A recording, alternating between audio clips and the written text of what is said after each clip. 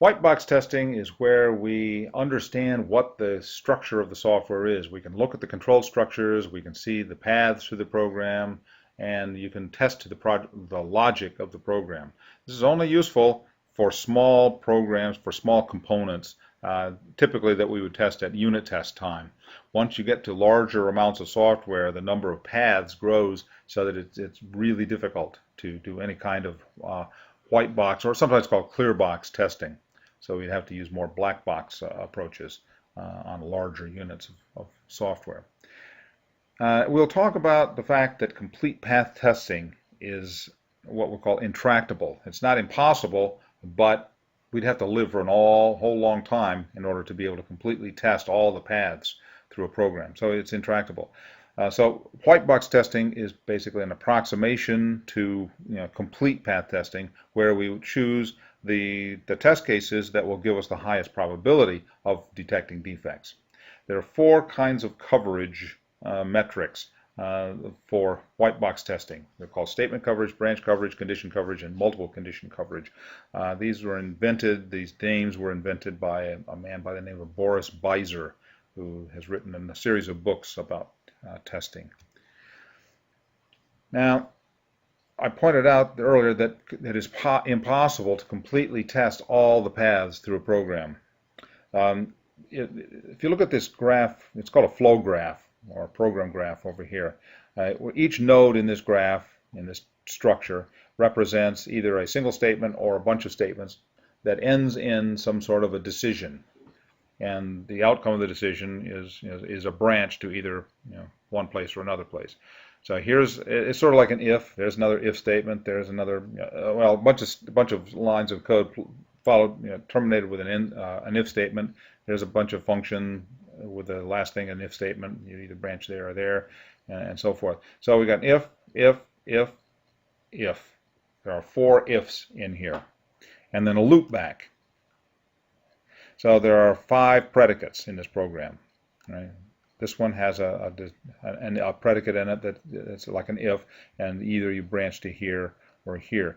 Well, if we ignore the loopback for the time being, how many ways is it possible to get from this statement to that one?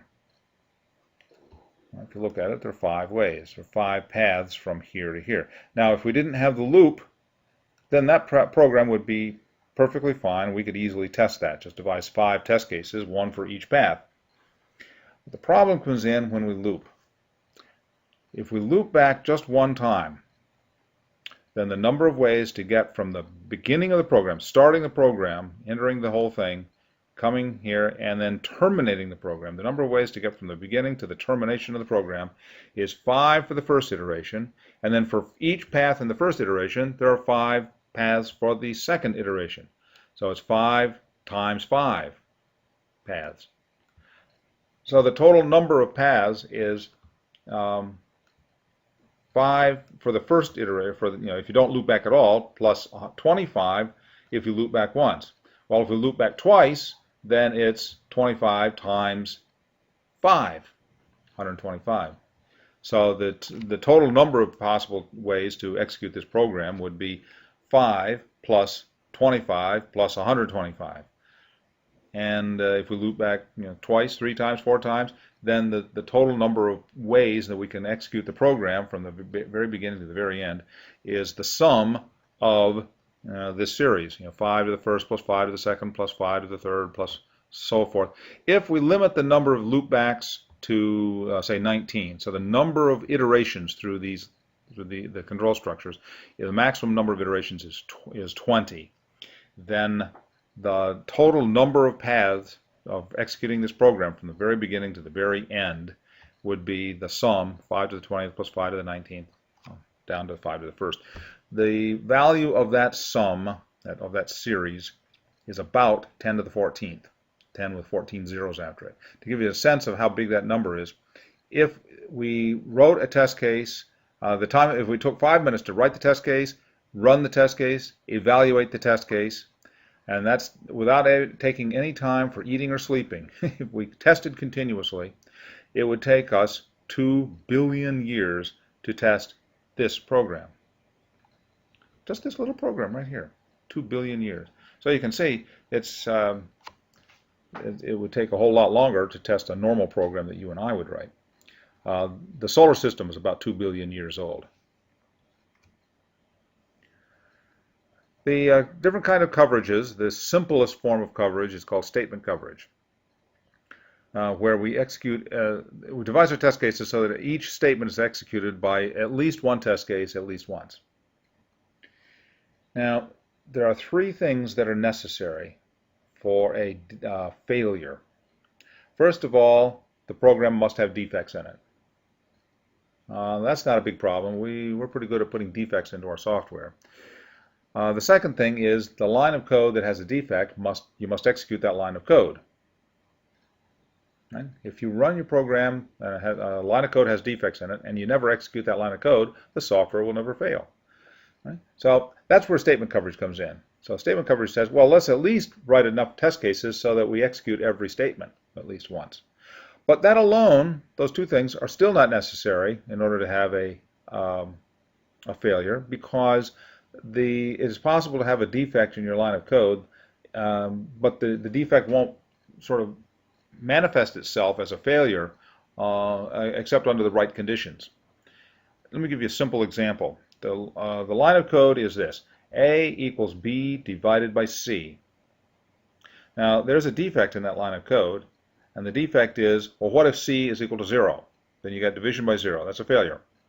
Well, suppose that line of code is lurking in our software. We run the software, and we could even execute that line of code. A is equal to B divided by C. If C doesn't equal 0, it'll work fine, and we'll have no failure. And so it's only in the rare chance that, if C is equal to 0, that the failure will manifest itself.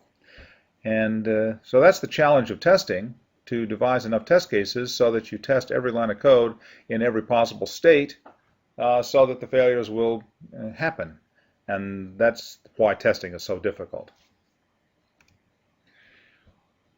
So we need higher levels of coverage. Branch coverage tests every branch. Now, it's not path testing like we talked about before, but really what we look at is each predicate in the program, and we want to devise enough test cases so that each predicate evaluates true and false.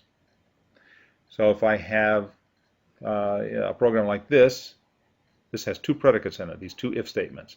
One A greater than B, and the other P less than Q.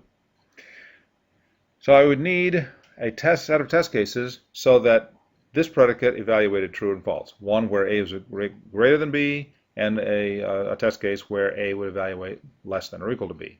And here, similarly, I'd need two test cases. So if you wrote 4 test cases, one for each of those 4 outcomes, then that would do it. But in general, you can get away with doubling up, and in this case, you can actually write a test case that will 2 test cases would be sufficient to achieve branch coverage. One test case, for example, where both predicates evaluated true, and another test case where both predicates evaluated false, for example. You can do that.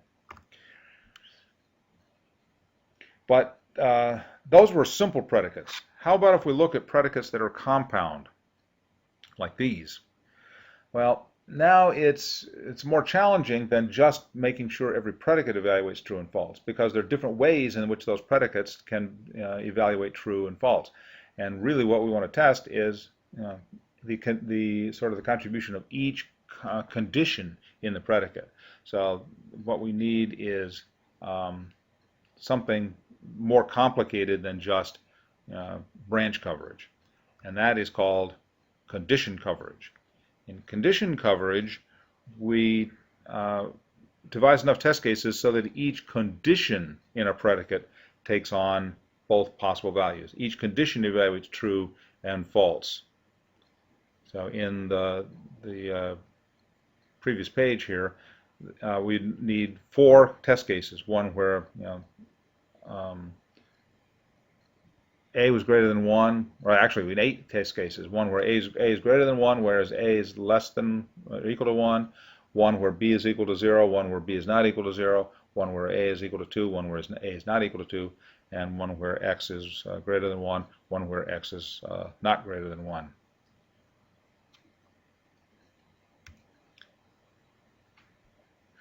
Now, it is actually, these two test cases right here, a is equal to 2, b is equal to 0, and x equals 4. If you run that, all 4 predicates will evaluate true. And if you run that same program, this program, with the second test case, a equals 1, b equals 1, x equals 1, then the program, all four conditions will evaluate false. So these 2 test cases will do it. Now, the problem that you sometimes have is that you could devise test cases that will achieve condition coverage, but you won't have statement coverage. And these 2 test cases will give you condition coverage, but not statement coverage. Run that program with these initial conditions and see what happens. To guard against that, we have a higher level of coverage. It's called multiple condition coverage. Now, true, this is going to be a little bit harder to devise the test cases. You're probably going to need some automation. You're probably going to need some sort of a program analyzer to look at conditions and automatically come up with the conditions for these test cases. Now, if you look at this program, there's a while statement here with a predicate in it, and it's a compound predicate. Has 2 pieces, right? One where j is less than or equal to table size, and the other predicate found is not true. Now, if you look at the program, you can tell what it does. It searches through an array and looks for a value, the target value that you're looking for. And if it finds it, found will be equal to true, and j will be equal to the index of the spot in the array where the element is. The element that matches target. And if the target is not in the table, then the program will end with j equal to table size plus 1, and the variable found will be false. Otherwise, found is true if you find the target. Okay. Well, if you look at this predicate, it has 2 parts. In multiple condition coverage, what we want to look for, oops, wrong page. There we are. What you want to look for is devise test cases that will test every combination of those conditions. So we need 4 conditions. You have to devise test cases that cause each of those 4 combinations of conditions to happen. Well, the problem that we're going to face here is that one of those is impossible. It is impossible to devise enough initial conditions of found and j and table size and the table elements to have one of those combinations.